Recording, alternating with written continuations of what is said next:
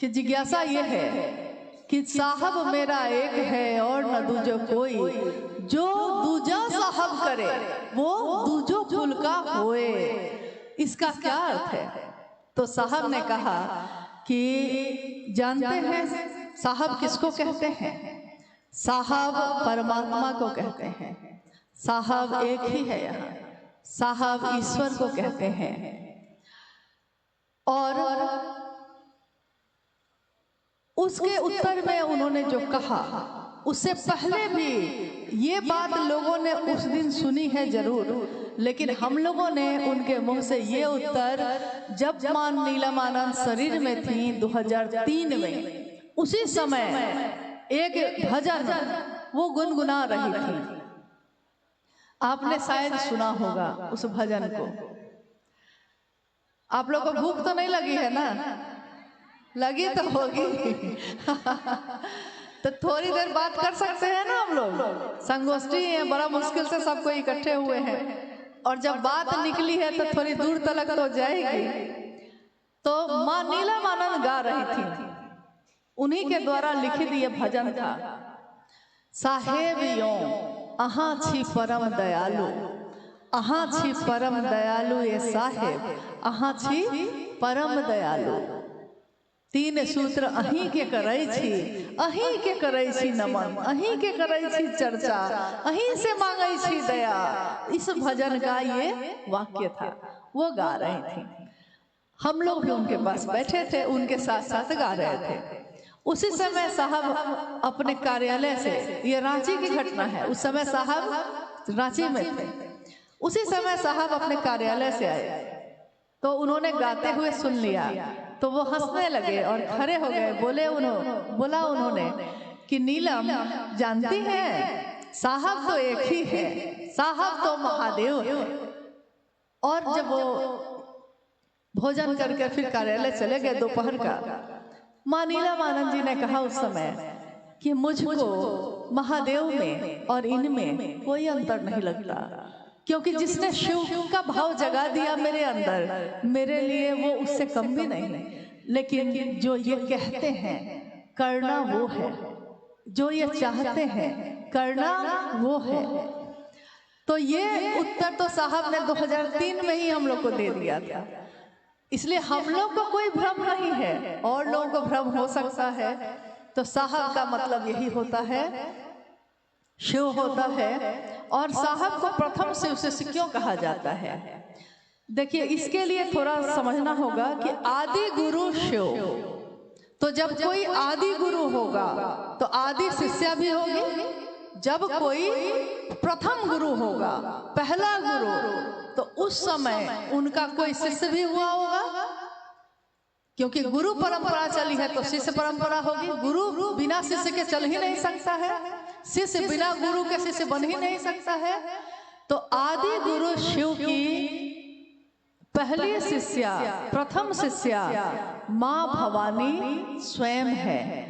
ये शिव पे आधारित तंत्र साहित्य में लिखा है कि मां भवानी प्रथम शिष्या है शिव की। मां भवानी कौन है? शिव की शक्ति। और आप गौर कीजिएगा, मैंने भी जब प्रणाम किया है तो कहा है, आप सुनते शायद नहीं हैं या समझते नहीं हैं। हम लोग हमेशा ये कहते हैं इस कालखंड के प्रथम शिव के शिष्य। इस कालखंड के यानी जो काल चल रहा है, अभी कलयुग जो चल रहा है, इस खंड में पहला शिव का शिष्य जो है उसको हम नमन कर रहे हैं। और उन्होंने उसके बाद पहले चिट्ठी मां नीलमानंद जी को लिखी थी, जिसमें लिखा था कि नीलम, मैंने शिव को अपना गुरु बना लिया है, तुम भी बना लो। मां नीलमानंद जी ने भी शिव को अपना गुरु बना लिया। उसके बाद शिव शिष्यता बढ़ती चली गई। तो प्रथम शिष्या तो स्वयं मां भवानी है।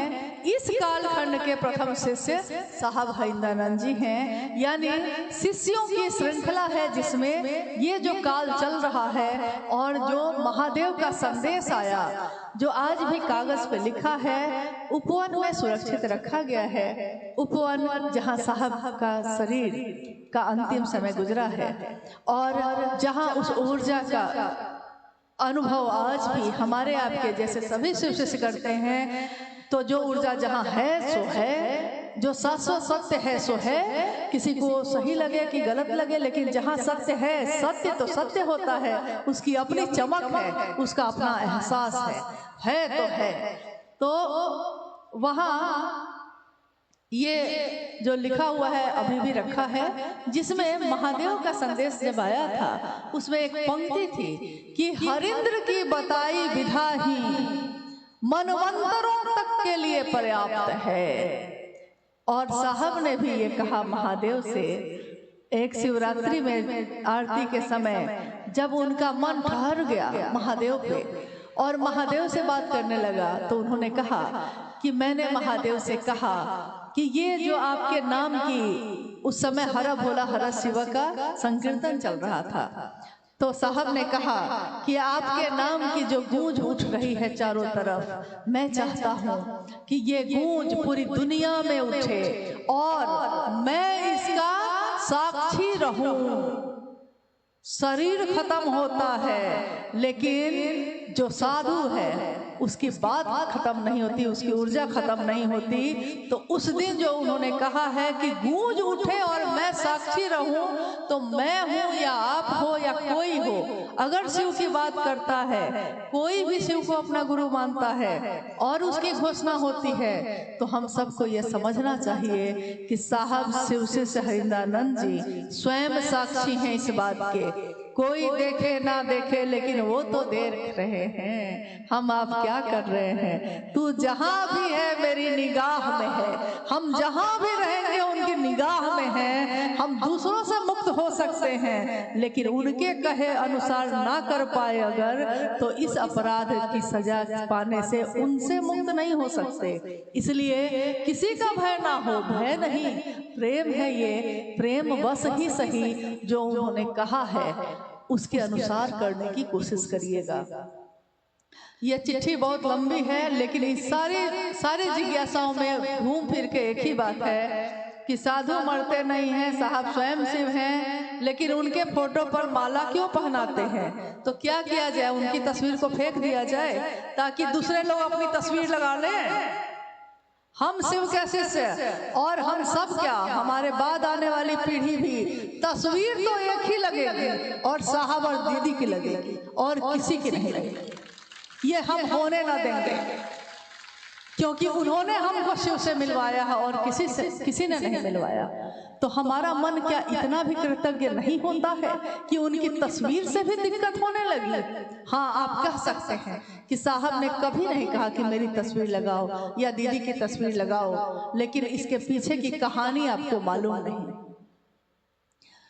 साहब के शरीर में रहते हुए जब माँ शिवलीन हुई 2005 में, माँ नीलमानंद शिवलीन हुई, कुछ लोगों ने जगह जगह कहना शुरू कर दिया कि नीलम दीदी की ताकत हम ही को मिल गई। कोई ये कहता, कोई ये कहता, यहाँ तक कि कुछ लोगों ने तो अपनी तस्वीर छपवा के बांटनी भी उस समय शुरू कर दी थी जब साहब शरीर में थे, उनकी आंखों के सामने इस तरह की बातें शुरू हुई।